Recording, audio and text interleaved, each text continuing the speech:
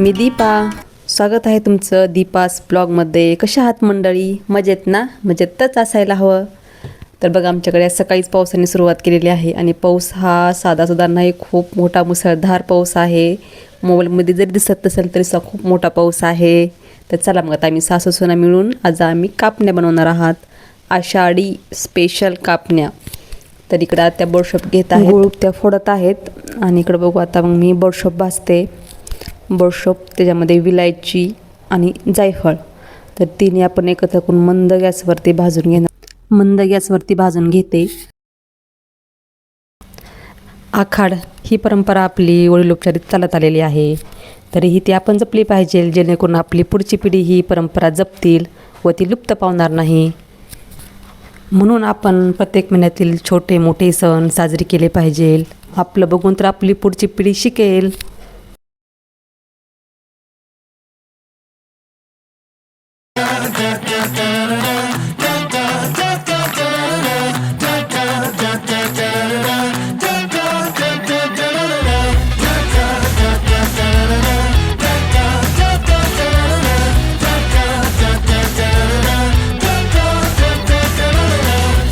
तर इकडे मी पातेल्यामध्ये गूळ घेतलेला आहे. आपण अंदाजेच गूळ घेतला, तर त्याच्यामध्ये मी 1 ग्लास पाणी टाकते. बरोबर 1 ग्लास पाणी, जास्त नाही टाकायचं कारण गुळाचं पण पाणी बनतं. तर गूळ आपला फक्त वितळून घ्यायचा आहे, जास्त कडक असा पाक बनवायचा नाही. तर मंद गॅसवरती मी असा गूळ असा पूर्ण असा बारीक करून घेते पळीच्या साह्यानं. गुळाच्या आपल्या पूर्ण अशा ते गाठी असतात, तर आपलं पूर्ण फोडून घ्यायचं आहे आणि असा पाक करायचा आहे आपल्याला. गुळाचा पाक बनत आहे तोपर्यंत मी मिक्सरवरती बडशोप, विलायची आणि जायफळ काढून घेते.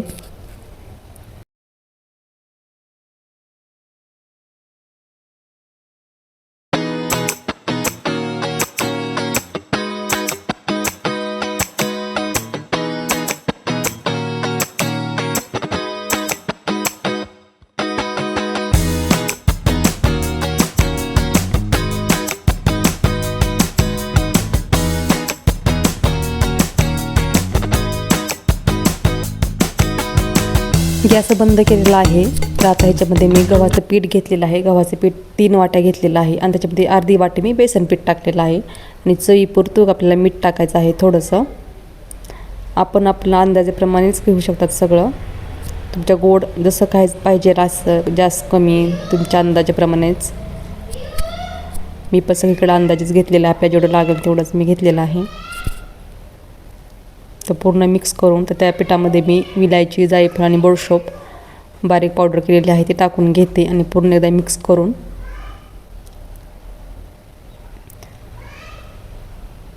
अशा पद्धतीनं. तर तुम्ही बनवले का नाहीत कापण्या आषाढी स्पेशल? गुळाचं पाणी जे आहे ते आपल्याला गाळून घ्यायचं आहे, कारण गुळामध्ये खडे कचरा वगैरे असतात. तर त्याचं कणिक पण मळून झाली, तोपर्यंत आत्याकडे तिखट पुऱ्याचं पीठ मळत आहेत. तर हे मिसळीचं पीठ आहे. गहू, ज्वारी, हरभऱ्याची डाळ आणि तांदूळ असं मिक्स पीठ आहे ही. तर आम्हाला जेवढं लागेल तेवढं अंदाजे घेत आहेत. तर त्या पिठामध्ये हिरवी मिरची, लसूण, कोथिंबीर, जिरी, ओवा बारीक पेस्ट करायची आणि त्या पिठामध्ये मिक्स करायची. हळद आणि चवीपुरतं मीठ. तर पूर्ण मिक्स करून पीठ आपल्याला मळून घ्यायचं आहे आणि पिठामध्ये 2 चमचे तीळ पण टाकायचे आहेत. तीळ अजून खुशखुशीत आणि छान लागतात. तर तुम्ही तळला का नाही आकाड? तुमच्याकडे असतं का अशी काही आकाड? तर आमच्याकडे 3 वेळेस असतात. तर आमची दुसरी वेळेस आहे, मी तुमच्यासोबत शेअर करावं. तर इकडं माझा चहा पण झाला.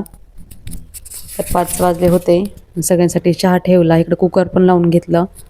तर आता आम्ही दोघीजणी कापण्या बनवून घेतात. तर हे कापण्याचं पीठ आहे मी मळलेलं. तर लाटत टाकायची सारखं आपल्याला लाटून घ्यायचं आणि त्याच्यावेळेस लाटून घ्यायची. चपातीला चांगली चिटचिटकून बसते. तर आत्ता इकडं कापण्या कट करत आहेत, मी इकडं तळायला घेतलेलं. तर दोघीजणी मिळून मस्तपैकी कापण्या आम्ही करून घेतात.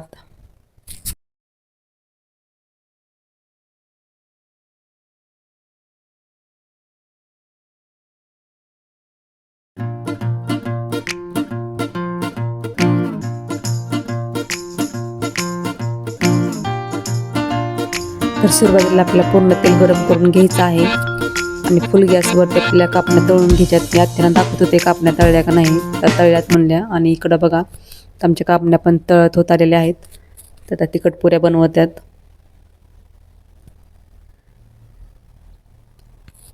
आणि गुळामुळं कलर जरा काळा आलेला आहे. तिकडे मी देवासाठी नैवेद्याचं ताट पण तयार केलं. तर असं काही बनलं की सुरुवातीला देवालाच, तर देवाला नैवेद्य दाखवून घेते. चपाती, भात, वरण, कापण्या आणि तिखटपुरी, वांग्याची सुकी भाजी बनवलेली होती. देवाला नैवेद्य दाखवला आणि आता आम्ही शेजारच्या काकूंना देतात. कारण त्यांच्याकडे असं काही नवीन पदार्थ वगैरे काही बनवले तर ते आम्हाला देतात, आम्ही त्यांना देतो. देवाणघेवाण आमची चालूच असते असं नवीन पदार्थ वगैरे काही बनवलं की. तर असा होता माझा आजचा ब्लॉग. आवडला असेल तर नक्कीच लाईक करा, कमेंट करा, सबस्क्राईब करा. ते भेटूया अशाच पुढच्या ब्लॉगमध्ये. बाय.